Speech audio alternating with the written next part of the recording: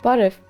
Այ փորձեք պատկերացնել ապագայի մարսյան կայանը։ Կարմիր անապատ, գմբեթներ, արևային մարտկոցներ, իսկ խոհանոցում փակ տարա, որից լսվում է ծղրիդների ճռռոցը։ Սա հումոր չէ, հենց այդպիսի տեսք կարող է ունենալ Մարսը գաղութացնող առաջին մարդկանց սննդակարգը։ Ու հարցը բոլորովին էլ նման սննդի էկզոտիկ լինելու մեջ չի։ Գիտնականները կարծում են, որ հեռավոր տիեզերական առաքելություններում սննդի ամենաիրատեսական աղբյուրը կարող է լինել հենց միջատները, ու հիմա այդ գաղափարը դադարել է լինել զուտ ֆուտուրիստիկ մտավարժանք։ Եվրոպական տիեզերական գործակալությունն արդեն մշակում է տիեզերական միջատների աճեցման լիարժեք գիտական ծրագիր։ Գիտնականները բացատրում են, միջատները բառացի ստեղծված են էքստրեմալ պայմանների համար։ Նրանք հեշտությամբ են տանում ստրեսը, սնվում են նրանով, ինչով մարդը սկզբունքորեն չի կարող սնվել, ու դրա հետ միասին մատակարարում են բարձրորակ սպիտակուցներ։ Ալյուրի ворթը սննդարար լինելու առումով համադրելի է տավարի մսի հետ, իսկ ծղրիդները հաճախ գերազանցում են միսը երկաթի, ցինկի ու B խմբի վիտամինների պարունակությամբ։ Կենսաբանության տեսանկյունից սրանք իդեալական կոմպակտ կենսառեակտորներ են։ Իհարկե, այս մոտեցումը արդեն իսկ փորձարկում են պրակտիկայում։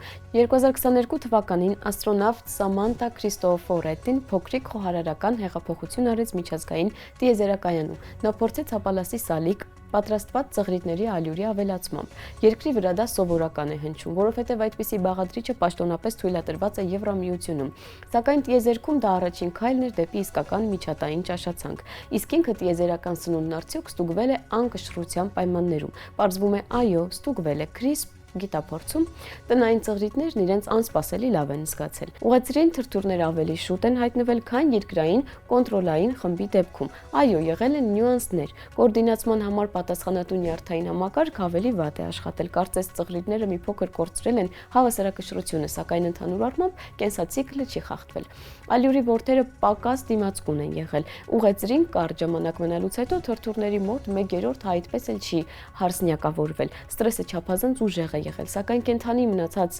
սևամարմին բզեզները հաջողությամբ բազմացել ու ավարտել են ամբողջական կենսացիկլը։ Այսինքն տեսակն ընդհանուր առմամբ գոյատևել է, սակայն կորուստներով։ Իսկ այ դրոզոֆիլ ճանճերը իսկական չեմպիոններ են։ Սրանք միակ միջատներն են, որոնց լիարժեք հաջողվել է անցնել ամբողջական կենսացիկլը ձվից մինչև հասուն առանձնյակ, որը կարող է սերունդ թողնել։ Անկշռության պայմաններում մեքերը ավելի շատ են ձվադրել, սակայն ապրել են ավելի կարճ, կարծես նրանց կյանքն արագացել է։ Ինչու են հենց միջատները դառնում տիեզերական սննդային ծրագրի առաջնահերթությունը։ Պատասխանը չոր է, սակայն համոզիչ։ Նրանք պահանջում են նվազագույն ռեսուրսներ, բազմանում են շատ արագ, սնվում են թափոններով ու վերածում դրանք սպիտակուցների շատ ավելի արդյունավետ, քան ցանկացած գյուղատնտեսական կենդանի։ Կերի 1 կիլոգրամը տալիս է գրեթե 1 կիլոգրամ ուտելի ծղրիդներ ու ընդամենը 40 գրամ տավարի միս։ Այսօր Եվրոպական տիեզերական գործակալությունը նոր գիտափորձեր է պատրաստում։ Գիտնականներին հետաքրքրում է գլխավոր հարցը՝ կկարողանան արդյոք միջատները նույնքան սննդարար մնալ մի քանի սերունդ անկշռության պայմաններում անցկացնելուց հետո։ Եթե պատասխանը լինի այո, ապա ապագա մարսեցիների ճաշացանկը կարող է սկսվել խրխրթան ծղրիդներից ու ավարտվել ալյուրի ворթերի բրդուճներով։ Կարծես բնությունն ունի պահուստային ելքեր, անգամ այն դեպքում, երբ մարդը վստահաբար վերջակետ է դնում։ Շուրջ 2 տասնամյական հետացած համարվող բոլիվիական Մոեմա Կլաուդիայի ռիվուլային ձուկը կրկին հայտնաբերվել է։ Այս իրադարձությունն արդեն անվանում են հարավամերիկյան քաղցրահամ ջրում ապրող ֆաունայի ամենահուսադրող վերադարձներից մեկը։ Հետազոտության արդյունքները հրապարակվել են Nature Conservation ամսագրում։ Մոեմա Կլաուդիային փոքր վառ գունավորմամբ ձուկ է, որը նկարագրվել է 2003 թվականին Սան Պավլո գետի գետահովտում գտնվող փոքր ճահճուտում հայտնաբերված 8 առանձնյակով։ Ապա ձկան բնակության միակ վայրը անհետացել է։ Տարածքի անտառը հատել են, կառուցել են գյուղ եւ ընդլայնել գյուղատնտեսական հողերը։ Դրանից հետո մի քանի արշավախումբ ձկանը հայտնաբերելու ապարդյուն փորձեր է արել։ Արդյունքում տեսակը ճանաչվել է անհետացած։ Իրավիճակը տիպիկ է քաղցրահամ ջրում բնակվող շատ նեղ արեալային տեսակների համար։ Դրանք ապրում են 1-2 փոքր ջրամբարներում, որոնք զգայուն են անգամ չնչին փոփոխությունների նկատմամբ։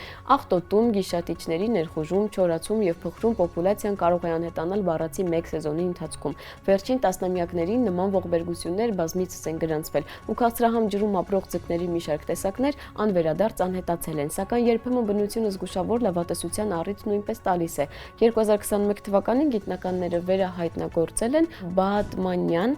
գետածածանին, որը Թուրքիայում անհետացած էր համարվել։ կատարվում, իսկ 2024-ին հայտնաբերվել է Աբրաու լճում բնակվող տառեխը, ու հիմա ունենք եւս մեկ վերադարձ։ Նոել Քեմփ Մերկադոյի անվան բնագիտական թանգարանի աշխատակիցները որոշել են պարզել, արդյոք Մոեմա Կլաուդիային կարող էր զուտ տեղափոխված լինել սեզոնային ջրերի հետ միասին։ 2024 թվականի ապրիլին հետազոտողները ընդլայնել են որոնման գոտին եւ այս որոշումն արդարացվել է։ Ձուկը հայտնաբերվել է Մոկովի գետի ավազանում գտնվող ժամանակավոր լճակում, որն առաջացել է սեզոնային հեղեղվող անտառում։ Այն գտնվում է տեսակի բնակության նախկին վայրից մոտ 100 կիլոմետր հեռավորության վրա։ Նոր տարածքում Մոեմա Կլաուդիային միայնակ չի։ Այստեղ հայտնաբերվել է ռիվուլային ձկների եւս 6 տեսակ, ինչը նման փոքր տարածքի համար հազվագյուտ հարստություն է։ Գիտնականներին հաջողվել է առաջին անգամ ստանալ նաև կենդանի առանձնյակների որակյալ լուսանկարներ, մինչև այդ միակ պատկերը հին, սև եւ սպիտակ լուսանկարներ, սակայն հայտնագործության հազվագյուտ լինելը դեռ պատմության կեսն է։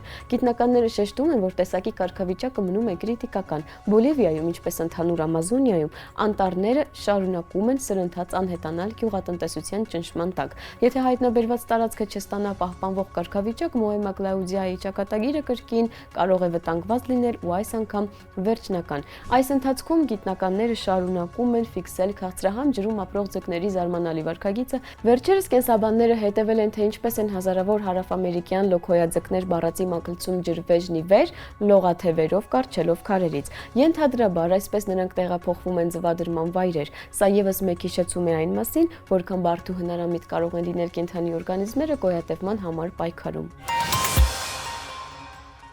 Այս շաբաթ կպատմենք Պանթեոն գիտաֆանտաստիկ անիմացիոն սերիալի մասին։ Պանթեոնը հազվագյուտ դեպք է, երբ գիտական ֆանտաստիկան հնչում է նույնքան համոզիչ, որքան գիտական զեկույցը։ Պատմության կենտրոնում թվային միջավայր գիտակցության ներբեռման գաղափարն է եւ այն, թե ինչ է տեղի ունենում, երբ մարդկային գիտակցությանը հասանելի են դառնում հաշվարկային հզորություններ, որոնք գերազանցում են ցանկացած կենսաբանական սահմանափակում։ Սերիալն ուսումնասիրում է, ինչի կարող է բերել նման տեխնոլոգիան, թվային գիտակցությունների գերարագ էվոլյուցիայից մինչև գլոբալ կոնֆլիկտի սպառնալիք։